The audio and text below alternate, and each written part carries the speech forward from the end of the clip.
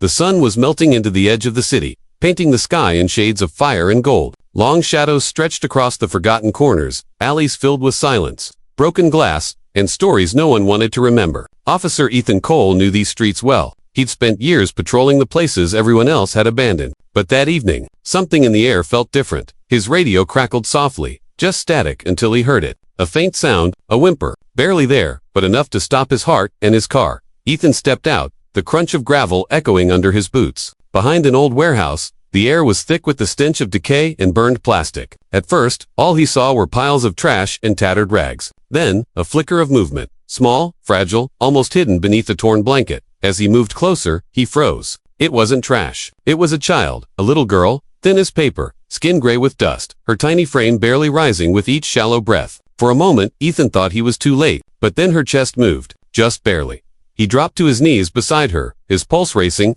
The girl couldn't have been more than 8. Her pink dress was filthy, her lips cracked, her fingers trembling as if reaching for someone who wasn't there.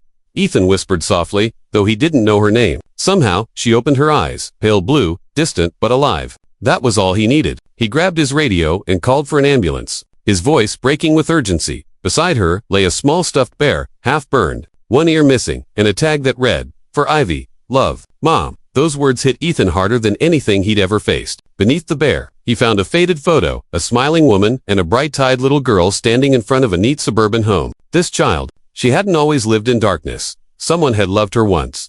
When the medics arrived, Ethan held the girl's hand as they lifted her onto the stretcher. "You're safe now, sweetheart," he whispered. "You're safe." But even after she was gone, he couldn't shake that name, Ivy. Who could leave a child to suffer like this? That night, Ethan didn't go home. He sat outside the pediatric ICU, watching the red and blue lights flicker on the hospital walls. Hours later, a nurse told him Ivy was alive, but barely. She'd been surviving on rainwater and scraps. No one knew for how long. Ethan spent the night by her side, digging through old case files until he found it. A missing persons report from 2 years earlier. Ivy Malone, age 6, disappeared after her mother, Claire Malone, fled an abusive home. Neither had been seen since. Days turned into weeks. Ivy began to heal, little by little. Her cheeks found color again. Her eyes started to shine, though her words were few. Sometimes, in her sleep, she'd whisper, "Mommy, don't hit," and Ethan's heart would break all over again. Then came the call. A nearby shelter had taken in a woman, bruised, lost, and whispering about a little girl she'd lost in a fire. Her name,